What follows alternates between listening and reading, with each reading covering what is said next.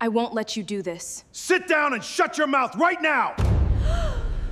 You have to make me. You think because you've got a badge, you can just put your hands on me?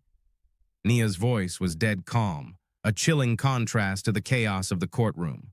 Officer Briggs sneered, his face a mask of red-hot arrogance as his hand dropped to his heavy ASP baton. I am the law in this room, girl. You're nothing but a thug in a hoodie. Now get on the ground before I break your arm. He lunged forward, throwing his weight around like a schoolyard bully, expecting an easy, humiliating takedown. He didn't know he was attacking a Tier 1 military operator who had survived the most dangerous environments on Earth. In exactly 3 seconds, the predator was about to become the prey. The air inside the Montgomery County Municipal Courtroom was stale and heavy, smelling faintly of lemon floor polish, nervous, sour sweat, and the cheap cologne worn by desperate defense attorneys. The fluorescent lights overhead emitted a low, incessant hum that grated on the nerves of the civilians waiting for their names to be called. It was a room designed to strip away comfort. For most people sitting on the hard wooden benches, the environment was deeply intimidating, a labyrinth of legal bureaucracy and institutional power designed to make them feel infinitely small. For 32-year-old Nia Brooks, however, it was just another room with 4 walls, a single primary exit, a secondary emergency door, and 2 distinct tactical blind spots near the judge's bench. Na sat perfectly still on the hard wooden bench in the back row, a study in absolute composure. She was dressed unassumingly in a faded gray zip-up hoodie, dark, well-fitted denim jeans, and a pair of worn-in Morel tactical boots that had seen sand, mud, and concrete in places she couldn't legally name. Her posture was relaxed but structurally sound, ready to spring into action at a microscope's notice.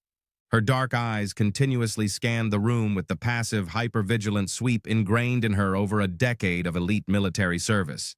She wasn't looking at the people as citizens. Her brain automatically categorized them into non-combatants, potential threats, and obstacles. Na wasn't here for herself. She was here to support her 19-year-old nephew Marcus, a brilliant college sophomore who was contesting an utterly fabricated and unfair, reckless driving citation. The ticket was a blatant act of profiling, and Nia had taken leave specifically to ensure the system didn't chew her nephew up. Nia was a Navy SEAL. More specifically, she was a pioneer, one of the few women to ever survive the grueling, bone-breaking crucible of Bud-S basic underwater demolition SEAL training at the Naval Special Warfare Center in Coronado, California. She had spent the last 8 years operating strictly in the shadows, executing high-stakes direct action missions, hostage rescues, and close-quarters battle, CQB operations across 3 different highly hostile continents. She knew exactly what real danger felt like.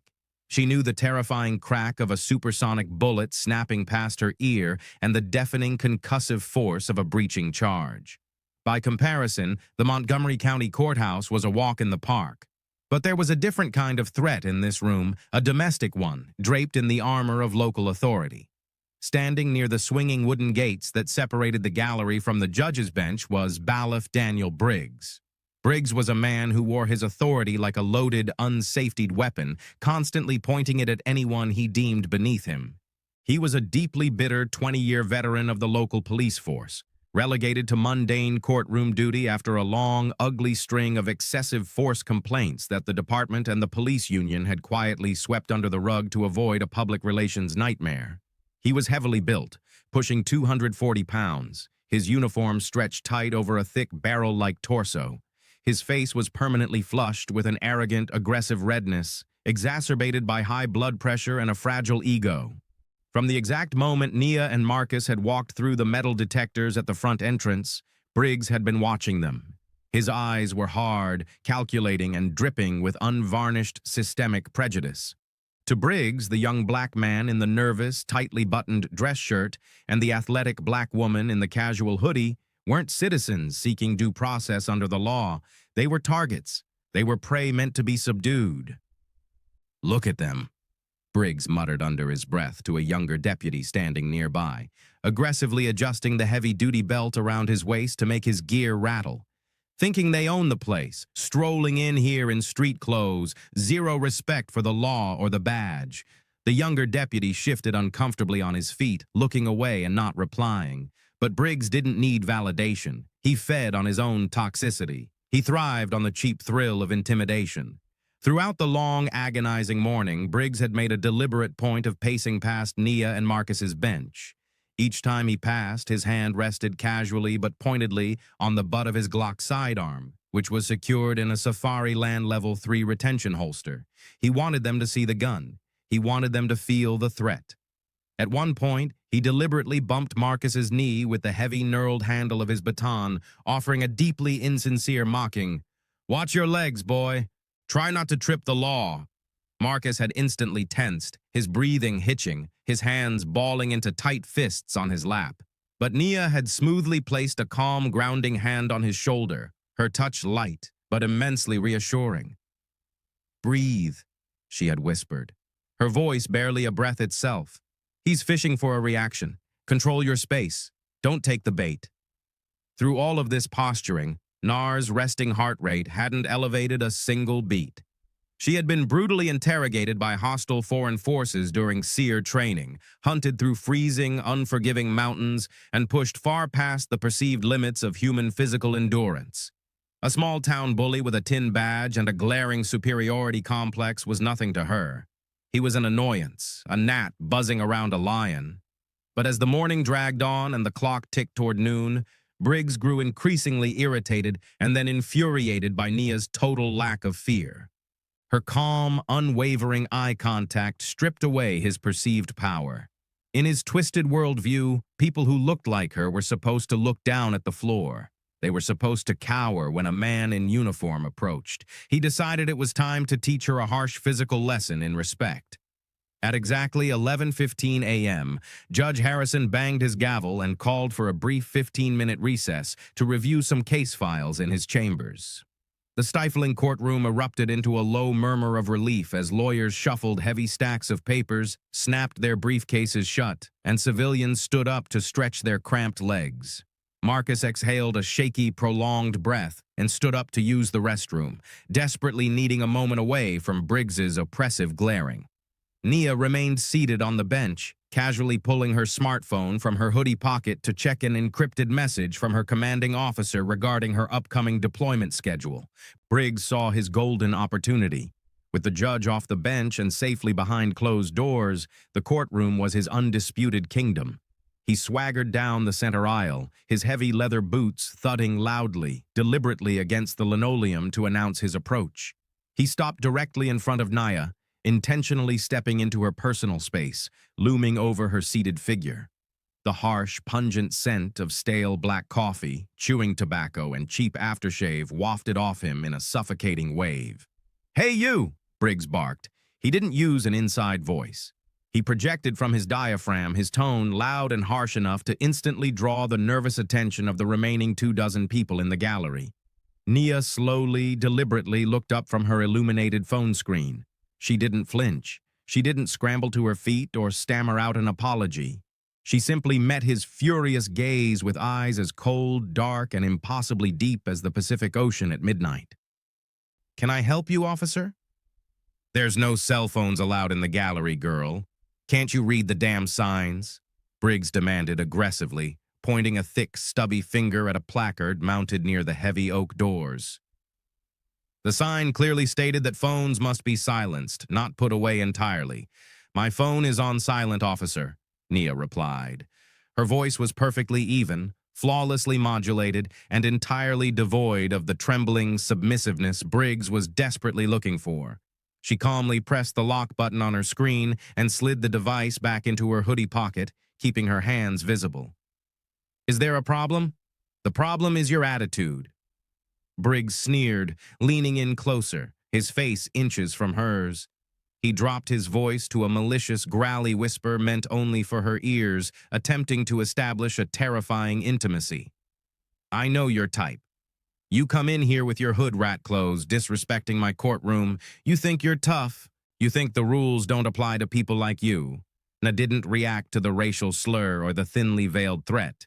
Instead, She analyzed him the exact way she would analyze an armed combatant in a war zone. She noted his rapidly elevating heart rate, visible by the pulsing vein in his thick neck. She saw his dilated pupils and his aggressive, forward-leaning posturing. She calculated his center of gravity. He was actively looking for a physical altercation. He wanted her to snap so he would have the legal justification to hurt her. "I'm strictly following the rules, officer. I'm simply sitting here quietly waiting for my nephew's case to be called to the docket," Naya said, her hands resting relaxed and open on her lap. "Step back, please. You are inappropriately invading my personal space." The request, phrased so calmly, so cleanly, and with such unyielding assertiveness, caused something inside Briggs's fragile, power-hungry ego to completely shatter. The veins in his neck and forehead bulged visibly against his flushed skin. A black woman confidently telling him what to do, setting boundaries in his courtroom, was an intolerable, unforgivable offense to his pride. "I'll stand wherever the hell I want," Briggs spat, tiny flecks of saliva flying from his lips. "In fact, I want you out right now. Stand up. You're leaving the courtroom." "On what specific legal grounds?" Nia asked. Her voice slightly shifted, carrying a sharp, undeniable, commanding authority that momentarily caught Briggs off guard. It wasn't the defensive voice of a scared civilian trying to argue. It was the voice of a seasoned commander demanding a tactical justification. "On the grounds that I said so, you're disturbing the peace," Briggs shouted, completely abandoning any pretense of professionalism. The volume of his voice echoed off the high ceilings. Several people in the gallery gasped, realizing a violent confrontation was erupting. 3 or 4 younger individuals immediately pulled out their own phones, hitting the record button, their cameras capturing the officer's unhinged aggression. "I am not disturbing the peace," Nia stated, her posture remaining rooted to the bench. "You are escalating a peaceful situation without any probable cause. I strongly suggest you walk away and de-escalate." It was a warning, a genuine, final, merciful warning from a woman whose bare hands were legally classified as lethal weapons. She was offering him an out. But Briggs was far too blinded by years of unchecked racism, rage, and a badge that had shielded him from consequences to recognize the grave danger he was in. He saw only a target refusing to comply. That's it.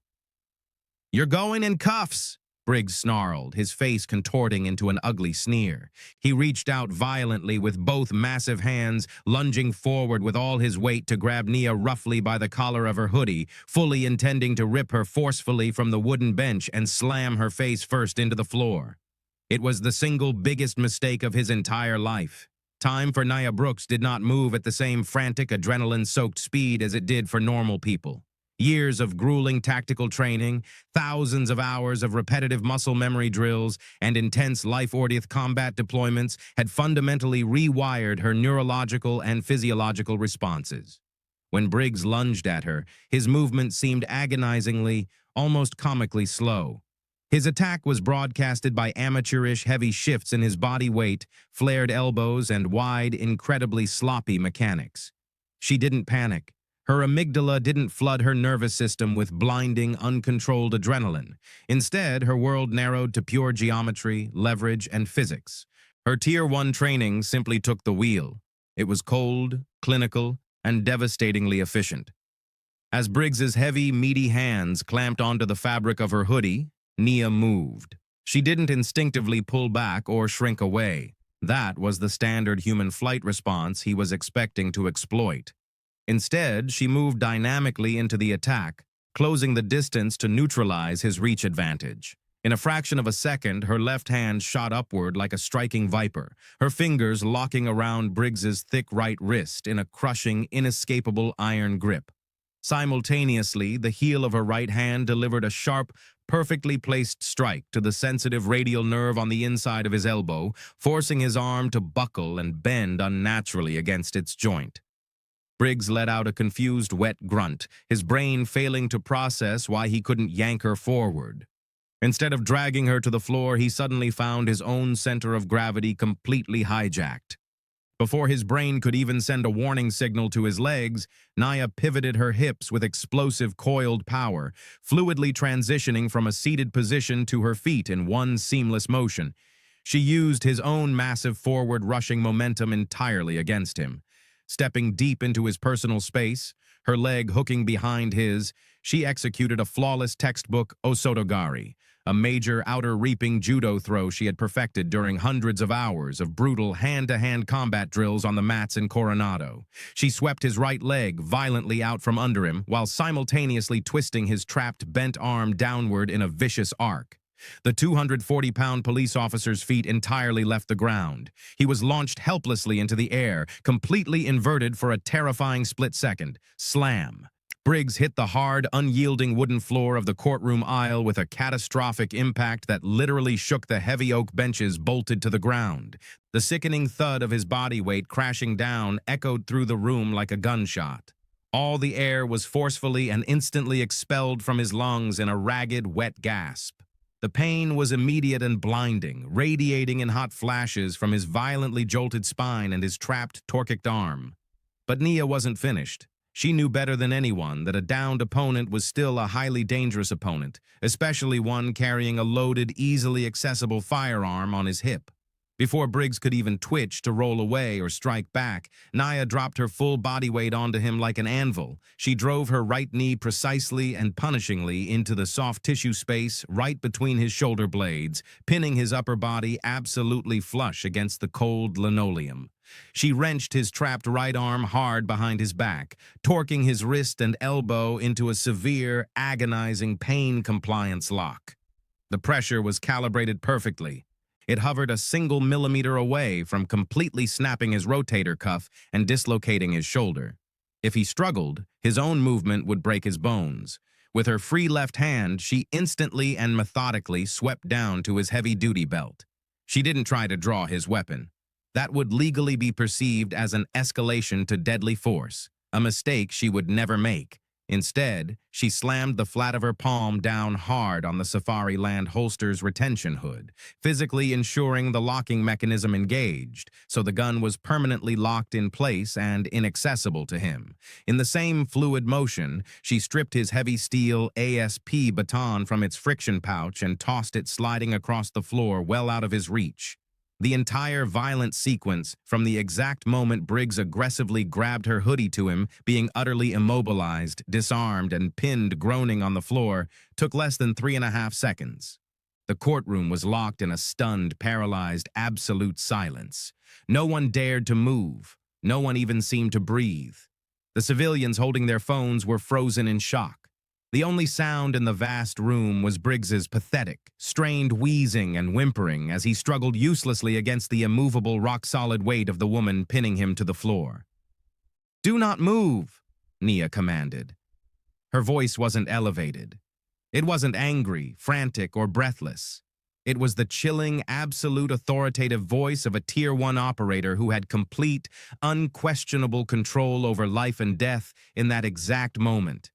"If you try to buck, roll, or reach for your weapon, I will break your arm in 3 places before you take a breath. Do you clearly understand me?" Get off me!" Briggs choked out, his flushed face mashed painfully against the dirty floor, tasting the lemon polish.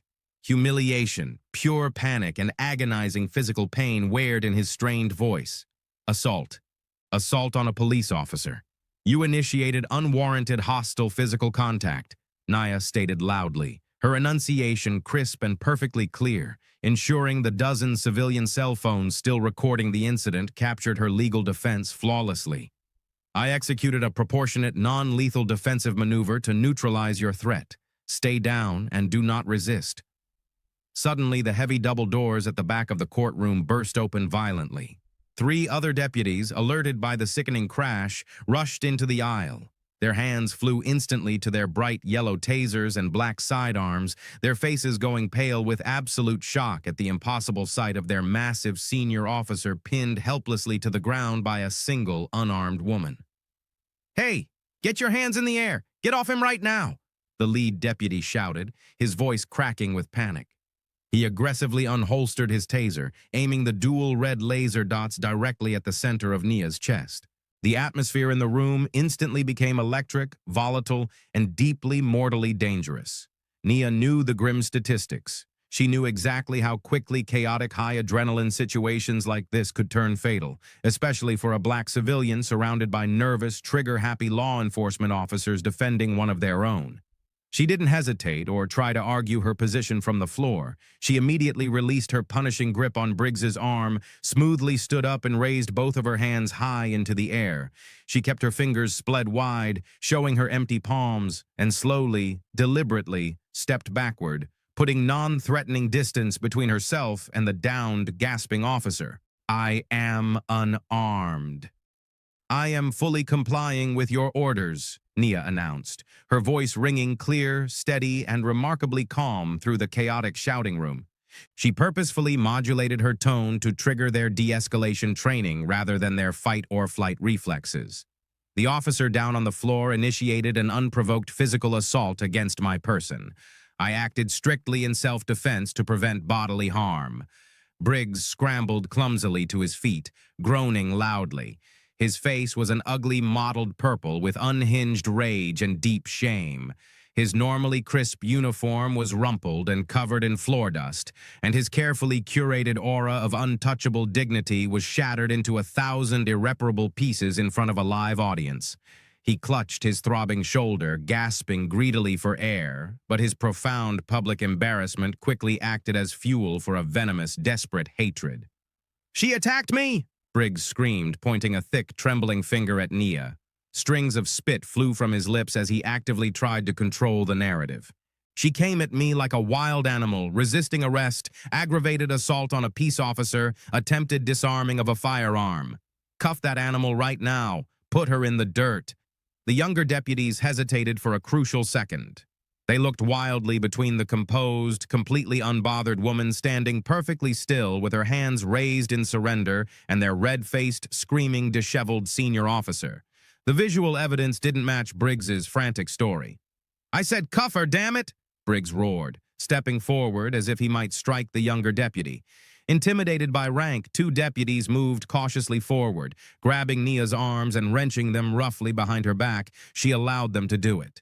She offered zero physical resistance as the cold, heavy steel of the handcuffs ratcheted tightly, pinching the skin around her wrists. She knew how the legal game was played, and she knew with absolute certainty that she had already won it. She just had to let Briggs dig his own grave. Just as Briggs was drawing in a massive breath to hurl another string of vicious insults and fabricated charges, the heavy polished wooden door situated directly behind the judge's elevated bench swung open. Judge Harrison, a stern, deeply conservative, non-nonsense man in his late 60s, marched out, his black robes billowing ominously around him. He had heard the deafening crash and the shouting all the way from his soundproofed private chambers. "What in God's name is going on in my courtroom?" Judge Harrison barked, his voice booming with legitimate authority. His sharp eyes swept analytically over the disastrous scene. The overturned gallery chairs, the half-ozen civilians openly recording on their phones, his heavily panting, filthy baif, and the handcuffed, utterly calm woman standing tall in the center aisle, surrounded by armed deputies. "Your Honor!" Briggs panted, instantly stepping forward and sickeningly shifting his demeanor to play the wounded victim. He put on a pained, highly exaggerated expression, clutching his arm. This woman became highly belligerent and verbally abusive. She was actively disrupting the court proceedings. When I politely asked her to step outside, she attacked me. Utterly unprovoked, Your Honor. She used some kind of martial arts move to blindside me. She's incredibly dangerous. We need her locked in holding downstairs immediately before she hurts someone else. Judge Harrison frowned deeply, the deep lines on his forehead creasing as he looked closely at Nia. He didn't see a belligerent thug. He saw a woman standing at perfect attention despite being in irons. "Is this true, young lady? Did you strike my baif?" Na stood tall, her shoulders squared impeccably, looking the formidable judge dead in the eye with zero intimidation. "No, Your Honor. It is a complete and utter fabrication. Officer Briggs racially profiled me from the moment I entered this building.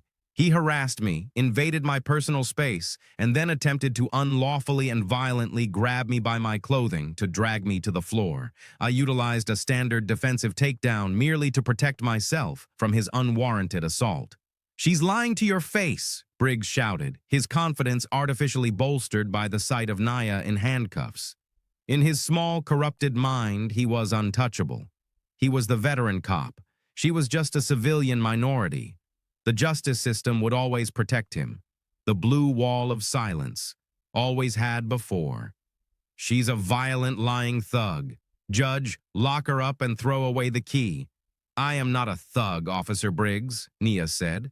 Her voice suddenly dropped a full octave, carrying a lethal, icy edge that made the hair on the back of the younger deputy's neck stand straight up. It was the voice of a predator addressing its prey. She turned her attention respectfully but firmly back to the judge. "Your Honor, my name is Chief Petty Officer Near Brooks. I am an active operator with the Naval Special Warfare Development Group, and I highly suggest you pull the courtroom's high-def security footage right now before this officer commits any further felony perjury in your direct presence." The courtroom fell dead silent once again. The specific heavy words, Naval Special Warfare Development Group, globally recognized by its unofficial moniker, SEAL Team 6, hung in the stale courtroom air like a live, unpinned grenade. The smug, violently arrogant smirk that had been slowly creeping back onto Briggs's flushed face instantly evaporated, replaced by a sudden, sickening grayish pall. He swallowed hard, an audible gulp in the quiet room. His eyes darted nervously to the camera domes mounted in the corners of the ceiling. Judge Harrison's bushy eyebrows shot up so high they nearly met his receding hairline. He took a step back, looking at the slight, incredibly athletic woman in the faded hoodie, totally re-evaluating everything he thought he was looking at. "You are an active-duty United States Navy SEAL, Chief Brooks." "Yes, Your Honor. I am currently on approved shore leave here solely supporting my nephew. Regarding a traffic citation." Nia replied calmly, nodding toward a wide-eyed Marcus who had just returned to the room.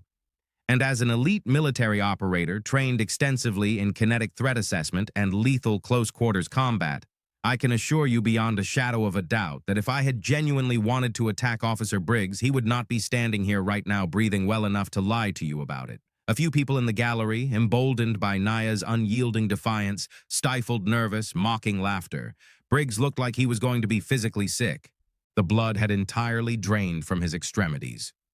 "Duty Reynolds," Judge Harrison snapped, his tone shifting from confused to dangerously sharp. He glared at the young deputy who had been shadowing Briggs all morning. "Go directly to the security control room. Pull the raw, unedited feed from the gallery's primary camera. Bring it to my bench monitor right this instant." "Yes, Judge." "Right away," the deputy stammered, practically sprinting out of the heavy courtroom doors, eager to distance himself from Briggs. The next 10 minutes were agonizing, psychological torture for Daniel Briggs. He stood awkwardly near the bailiff's desk, sweating profusely, cold beads forming on his forehead. His panicked mind raced, frantically, searching for a loophole, a way out of the trap he had blindly leaped into. He thought about claiming she had possessed a concealed weapon. He thought about claiming he felt deeply threatened for his life, but he knew the camera directly above them was high definition. He knew it captured crystal-clear, omnidirectional audio. He was trapped in a cage of his own making. Nia stood silently in her handcuffs, a picture of absolute terrifying stoicism. Marcus watched his aunt with wide-eyed awe and profound relief. When Deputy Reynolds finally returned, breathing heavily, he handed a linked smart tablet up to Judge Harrison on the bench. The judge aggressively tapped the screen and watched the recorded footage. The courtroom was so incredibly quiet, you could easily hear the faint, tiny audio playing from the tablet's small speakers. Everyone in the room watched Judge Harrison's face. They watched the deep frown lines carve themselves into his skin. They watched his initial skepticism curdle into a scowl of pure, unadulterated disgust. They watched as the video unequivocally played Briggs leaning in, whispering his vile, racist venom, and then violently, unprovoked, lunging at the seated, utterly unmoving woman. They watched the flawless, lightning-fast defensive takedown play out in indisputable high definition. Judge Harrison set the tablet down on his heavy wooden desk with a sharp, echoing clack. "Take the handcuffs off Chief Brooks immediately," the judge ordered, his voice as cold and hard as a glacier. The deputy holding Nia immediately fumbled frantically for his keys, his hand shaking as he unlocked the steel cuffs. Nia smoothly brought her arms forward and rubbed her wrists, never once breaking her lethal, pinning eye contact with Briggs. "Officer Briggs," Judge Harrison said, his voice echoing through the chamber with righteous, terrifying fury, "I have tolerated your aggressive, heavy-handed tactics and your poor temperament in my courtroom for far too long simply because the police department asked for a favor regarding your placement. But this is beyond the pale. This is aggravated assault under the color of law. This is a profound, sickening disgrace to the badge you wear and the oath you took. Judge, please wait. You have to understand." She was silence. Judge Harrison roared, slamming his gavel down so hard the handle nearly splintered. "I watched the damn tape with my own eyes, Briggs. You verbally harassed and then physically accosted a highly decorated member of the United States Armed Forces totally unprovoked. And then you stood right here in my courtroom in front of God and the public and boldly lied to my face, attempting to frame an innocent woman for a federal felony to cover your own pathetic tracks." Briggs took a stumbling step back, his large hands shaking visibly. The crushing reality of the situation was finally cascading down on him. The power dynamic hadn't just shifted. It had entirely, permanently inverted. He was no longer the apex predator. He was the criminal. "Duty Reynolds," Judge Harrison commanded, pointing an accusatory finger directly at the disgraced, trembling officer. "Strip Daniel Briggs of his duty weapon, his taser, and his badge. Read him his Miranda rights. You are placing him under arrest right now for assault, battery, civil rights violations, and felony perjury." The sharp metallic sound of Officer Briggs's own handcuffs, ratcheting tightly around his thick wrists, echoed like a final gunshot in the silent courtroom. The man who had spent 2 full decades aggressively bullying, intimidating, and abusing his unchecked power was now openly weeping. His face was red with a completely different kind of flush. Total, inescapable, career-ending humiliation. As he was roughly led away by the same deputies he used to command, entirely stripped of his heavy gun belt and his false dignity, he cast one final, hateful, desperate look back at Nia. She didn't gloat. She didn't smile or taunt him. She simply gave him a slow, curt, dismissive nod. A disciplined soldier acknowledging a thoroughly defeated, broken enemy before moving on. But the hard karma for Daniel Briggs was only just beginning to warm up. Within 48 hours, the courtroom security video, along with multiple angles from the civilian cell phones, leaked to the press. It went viral internationally overnight. The incredibly satisfying sight of a corrupt, violently racist cop being effortlessly dismantled and exposed by a remarkably calm, highly disciplined black female Navy SEAL struck a massive, resonant chord with the global public. The local Montgomery County Police Department, desperate to save face and avoid a catastrophic civil lawsuit, fired Briggs immediately, stripping him of his pension. But the nightmare didn't end there for the former cop. Because Na was active duty elite military personnel, and because the recorded assault was so blatantly egregious and undeniably racially motivated, the Department of Justice and the FBI stepped in to take over the case. Briggs wasn't just facing standard local assault charges anymore. He was heavily indicted under 18 U.S.C. Section 242, deprivation of rights under color of law. It was a severe federal civil rights violation that carried massive mandatory minimums. During the highly publicized federal trial 6 months later, Nia's commanding officer, a deeply intimidating, highly decorated Navy captain, sat prominently in the front row of the gallery in his full-dress uniform. His chest was adorned with combat medals, and he spent the entire trial glaring absolute daggers at the defense table, ensuring the jury knew exactly who they were dealing with. The jury deliberation took less than 2 hours. Daniel Briggs was found overwhelmingly guilty on all counts. The federal judge, noting his long-hidden history of civilian abuse and his malicious attempt to destroy an innocent hero's life to cover his own tracks, showed absolutely zero mercy. Briggs was sentenced to 7 hard years in federal prison. The day the final devastating verdict was read in court, Nia Brooks wasn't even in the country to hear it. She was thousands of miles away, deployed on a classified high-risk mission in the pitch dark of night. She wasn't thinking about Daniel Briggs. She wasn't thinking about the dusty courtroom or the viral video. She had already left him in the past. She was doing exactly what she was born and trained to do, protecting the weak, serving her country, and moving relentlessly forward. Briggs, on the other hand, would spend the next 7 agonizing years locked in a small, suffocating concrete cell. He was entirely stripped of his badge, his gun, and his power, forever haunted by the humiliating memory of the 3 incredibly short seconds it took for a quiet professional to tear his entire corrupt world apart. What an absolute, undeniable masterclass in brutal karma. Nia Brooks proved once and for all that true lethal strength doesn't need to shout, and that corrupt bullies will always fall hard when they finally cross the wrong person. The fact that Briggs lost his badge, his freedom, his pension, and his pride all in one incredible swing of justice is exactly the kind of ending he deserved.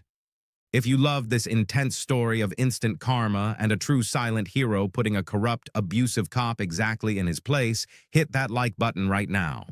It really truly helps the channel grow and lets us bring you more amazing stories. Don't forget to share this video with someone who absolutely loves a satisfying story of justice served cold. And make sure you hit subscribe and ring that notification bell so you never miss out on our daily drama and revenge stories. What would you have done if you were in Nia's shoes? Would you have stayed that calm? Let me know your thoughts in the comments below. Stay safe out there, and we'll see you in the next.